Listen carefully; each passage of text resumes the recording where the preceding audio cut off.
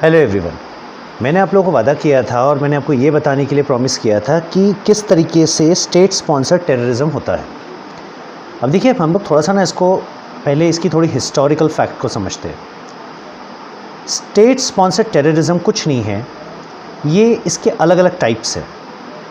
हम इसको माओइस्ट बोल सकते हैं, यानी माओवादी सोच। हम इसे दूसरी भाषा में, एक पॉलिटिकल भाषा में कम्युनलिज्म बोल सकते हैं, सोशलिज्म बोल सकते हैं, बट ये कहीं से भी डेमोक्रेटिक नहीं होता। अब देखिए, इसका जनरेशन हुआ कहाँ से है। हम अच्छे से जानते हैं कुछ ऐसी कंट्रीज़ है जिन्होंने सबसे ज़्यादा नरसंहार किए हैं। Russia, China, Germany.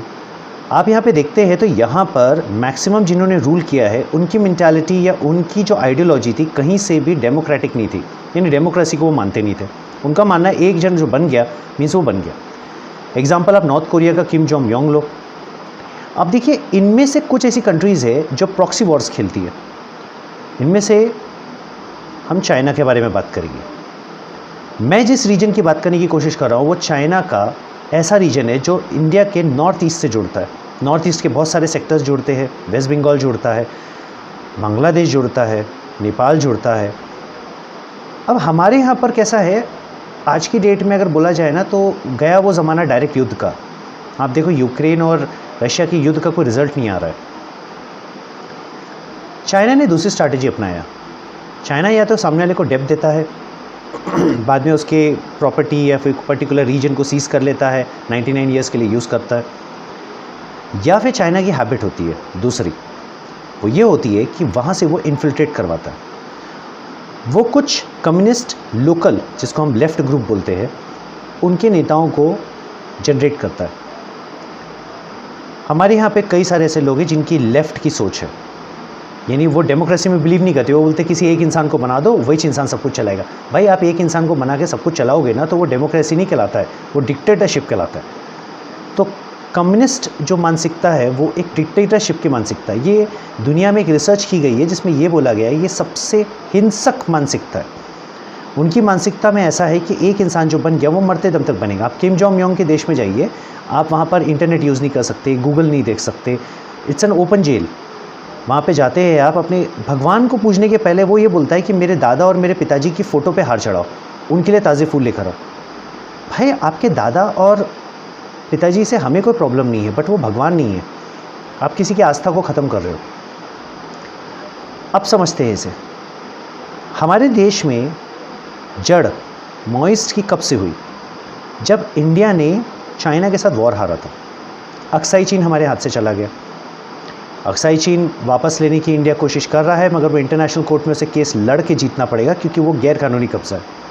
मैं पॉलिटिकल इन्फ्लुएंस में नहीं जाऊंगा कि किस नेता ने क्या किया क्या नहीं किया। सब ये सब जानते हैं किसने क्या किया किसने नहीं किया। उनमें से कुछ की मजबूरियां थी, उनमें से कुछ ने अपने पॉलिटिकल फ़ायदे के लिए किया। मगर आज भी कुछ ऐसे लोकल पॉलिटिक्स में लोकल पॉलिटिकल फ़ायदा करते हैं गवर्नमेंट, जो माओइस्ट सोच को सपोर्ट करते हैं। जड़ शुरू होती है माओइस्ट सोच की वेस्ट बंगाल से। हम पहला स्टेट आज कवर करेंगे, वेस्ट बंगाल। बहुत अच्छा स्टेट, बहुत पुराना ऐतिहासिक स्टेट। कई सारे इवेंट्स वेस्ट बंगाल से हुए, मगर वेस्ट बंगाल आज की डेट में एक ऐसा स्टेट है जहाँ पे लेफ़्ट की सोच सबसे ज़्यादा है। देखिए, वहाँ पर कैसा होता है कि वहाँ के कुछ नेता होते हैं, देखो उनके पास फंड्स है, उन्हें फंड्स बहुत ईजीली चाइना वाले इंडिया में हवाला के थ्रू, इस थ्रू वो भेज देते हैं। कभी कभी इन्हें फंडिंग जो की जाती है पर स्टेट वाइज अगर मैं कैलकुलेट करूँ तो इनकी फंडिंग 600 करोड़ की रहती है हर महीने की। मैं पुलिस वाले, सीआरपीएफ, इन लोगों को देखूंगा तो इनके पास इतने मॉडर्नाइज्ड वेपन नहीं रहते जितने इनके पास रहते हैं। इनके पास डेटोनेटर्स रहते हैं, इनके पास मॉडर्नाइज्ड वेपन रहते हैं, AK-47 रहती है, AK-57 रहती है। ये सब आता कहाँ से? एक गांव का बंदा अगर कोई क्रांति कर रहा है, सोचने लायक बात है, उसके पास इतना पैसा नहीं है, 2 टाइम रोटी वो कमाता है, अपने घर वालों के साथ रहता है। ये सब चीज़ें होती है बाहरी इंटरफेरेंस से, ये सब होता है बाहरी कैपिटल के इन्फ्लुएंस से। चाइना यहाँ पर ये चीज़ करता है। चाइना ये बात अच्छे से जानता है कि अगर वो भी डायरेक्ट हमसे लड़ता है तो उसका कोई रिजल्ट नहीं निकलेगा। हम तो बर्बाद हो गई, वो भी बर्बाद होगा।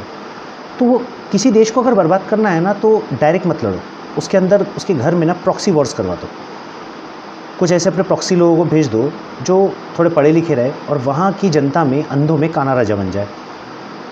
आप 90% अगर मिलिटेंट्स या मिलिशिया वाले या फिर माओइस्ट को देखते हो या नक्सल्स को देखते हो, उनका लीडर बहुत पढ़ा लिखा रहता है। मैं एग्जांपल लेता हूँ LTTE का। Prabhakaran was a highly educated person, और उसके जितने लोग थे ना, वो एजुकेशन नहीं था। सिंपल सा लॉजिक है, एक एजुकेटेड बंदा सबको कंट्रोल कर रहा है। कुछ हद तक ये एजुकेटेड मानसिकता जो है ना, वो माओइस्ट की मानसिकता है, क्योंकि कोई भी एजुकेशन आपको मार काट नहीं सिखाता है। बस वेस्ट बंगाल को हेडक्वार्टर या वेस्ट बंगाल को जननी माना जाता है जितने भी माओइस्ट ग्रुप हैं। कुछ समय पहले वहाँ लेफ़्ट की सरकार हुआ करती थी। लेफ़्ट की सरकार ने बहुत सपोर्ट किया, उनकी चाइनीज़ मेंटालिटी थी। अब हम अगर डायरेक्टली बात करते हैं तो इसने बहुत ज़्यादा इन्फ्लुएंस किया वेस्ट बंगाल के दूर दराज के गाँव को, उन गाँवों को जो असम के साथ जुड़े हैं, उन गाँवों को जो अरुणाचल से जुड़े हुए, उन गाँवों को जो थोड़े बहुत दार्जिलिंग के एरिया से जुड़े हुए। Gangarampur, one of the closest village which is not far away from Assam border. तो यहाँ पे ये हो गया कि वेस्ट बंगाल में ये सब चीज़ें, वेस्ट बंगाल की जो लोकल नेता है वो अपनी लोकल पार्टीज़ की आड़ में ये सारी चीज़ें करते हैं। उन्होंने छोटे छोटे NGOs बना के रखे हैं। उन्हें मालूम है NGOs को अनुदान मिलता है गवर्नमेंट से, जो कि वाइट मनी है।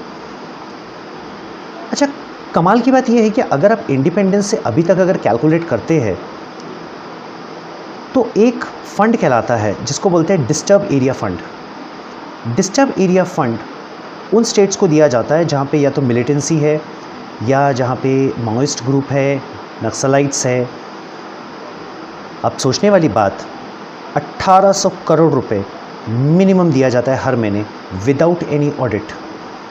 वो आपसे ऑडिट तक नहीं मांगते हैं, गवर्नमेंट से ऑडिट नहीं मांगते, स्टेट गवर्नमेंट से ऑडिट कुछ नहीं मांगा जाता, सेंटर से फंड आता है ये रिलीफ एंड रिहैबिलिटेशन के नाम पे।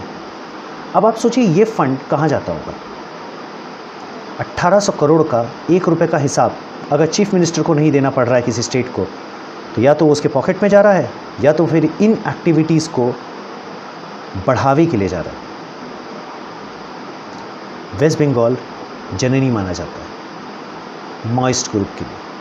आज आप चले जाओ, मैक्सिमम इन्फिल्ट्रेटर्स आपको मिलेंगे बांग्लादेश से। बहुत सिंपल है यार, मालूम क्या, बांग्लादेश के बॉर्डर से आ जाओ इंडिया में, 500 रुपये दे दो आपका ड्राइविंग लाइसेंस बन जाएगा, 500 रुपये दे दो आपका आधार कार्ड बन जाएगा, 500 रुपये दे दो वोटर लिस्ट में नाम आ जाएगा, 500 रुपये दे दो राशन कार्ड बन जाएगा, 500 रुपये दे दो आपका क्या बोलते बर्थ सर्टिफिकेट बन जाएगा। यार वहाँ पे ना सब एजेंटगिरी का काम चलता है, सब चीज़ के रेट कार्ड है। और इस रेट कार्ड के कारण ये हो रहा है कि वहाँ की जो लोकल जनता है, जो वेस्ट बंगाल की जनता है, उसको कोई बेनिफिट नहीं मिल रहा है, ये बाहर के लोग आके बेनिफिट लेके जा रहे हैं। और इनमें से कई लोग ऐसे होते हैं जो इन्फिल्ट्रेट करते हैं बाहर से माओइस्ट नेता बन के। तो आप सोचिए, आप अपने हाथ से अपनी पॉपुलेशन को ख़त्म कर रहे हैं। देखिए ये चंद नेता जो होते हैं ना, इनका एक आइडियोलॉजी होता है, मैंने 2 करोड़ रुपए खर्चा करके आया है, मैं इलेक्शन जीता हूँ, मैं 20 करोड़ कमाऊँगा। वो अपने इलेक्शन को इन्वेस्टमेंट समझते हैं। बल्कि इलेक्शन जो होता है, जो भी इंसान इलेक्शन लड़ता है वो सोशल सर्विस के लिए लड़ता है। गवर्नमेंट आपको सैलरी दे रही है ना भाई, हर महीने चीफ मिनिस्टर, प्राइम मिनिस्टर सबको सैलरी आता है, और आपको इतनी सारी सुविधाएं मिलती है कि आप सैलरी हाथ भी नहीं लगाते हो।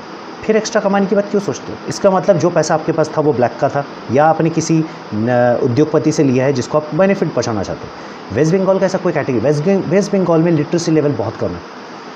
मैं कैलकाटा, हुबली, कृष्णानगर, मालदा, सियालदा, मैं इनकी बात करूँगा तो यहाँ एजुकेशन है क्योंकि अर्बनाइज्ड एरिया। मगर मैं अगर बिल्कुल अंदर जाता हूँ वेस्ट बंगाल के, तो वहाँ पे मैक्सिमम विलेजेस जो है वहाँ पर माओइस्ट लोग कंट्रोल करते हैं। गवर्नमेंट रोड बनाती है और ये माओइस्ट गांव वालों से ही वो रोड तोड़वाते हैं। कई सारा डिस्टर्ब एरिया फंड जो है वो इनको हथियार में मिलता है, हथियार के रूप में मिलता है। रिहेबिलिटेशन के नाम पे गवर्नमेंट जो है वो NGOs को देती, उनमें से कई NGOs हैं जो इन्हें सप्लाई करते हैं। ये ना एक चेन है। आप डिस्टर्ब फंड मत दो, अगर एरिया डिस्टर्ब्ड है ना तो उसको ठीक करो।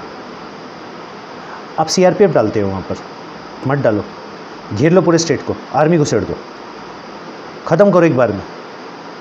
जो माओइस्ट नेता किसी इंसान की आड़ में छुप रहा है, उस इंसान को भी आप पकड़िए और माओइस्ट को बोलिए सरेंडर कीजिए, नहीं तो तू मारा जाएगा। ठीक है, कॉमन पब्लिक को आप गार्ड कीजिए। बट गवर्नमेंट क्या करती है, गवर्नमेंट और नेता ना उस एरिया को डिस्टर्ब होने देते हैं। वहाँ से जनरेट होता है डिस्टर्ब फंड, जो अपनी पार्टी में खुद के इलेक्शन के लिए इन सब चीज़ के लिए करते हैं। तो मिलिशियस, नक्सलाइट्स, टेररिज्म की पहली शुरुआत वर्ल्ड में हुई थी ना, तो डायरेक्ट टेररिज्म से नहीं हुई थी. It was started with the name of Naxalites. Then Naxalites converted into militias, then militias converted into terrorist. With this thought आज के लिए मैंने वेस्ट बंगाल कवर किया है. नेक्स्ट सेशन में मैं दूसरा स्टेट कवर करूँगा. आप लोग खुद पढ़िए और ख़ुद देखिए कि वेस्ट बंगाल को कितना सारा डिस्टर्ब फंड हर साल मिलता है, और डिस्टर्ब फंड का सेंट्रल गवर्नमेंट कोई ऑडिट नहीं मांगता, ना स्टेट गवर्नमेंट को कोई ऑडिट देना पड़ता है. फिर ये पैसा जाता कहाँ है? पब्लिक वहीं की वहीं, गरीबी वहीं की वहीं, बेरोज़गारी वहीं की वहीं, पढ़ाई लिखाई कुछ नहीं, गांव में स्कूल नहीं, रोड नहीं, तो फिर पैसा गया कहाँ? Think and then comment me, but with proof.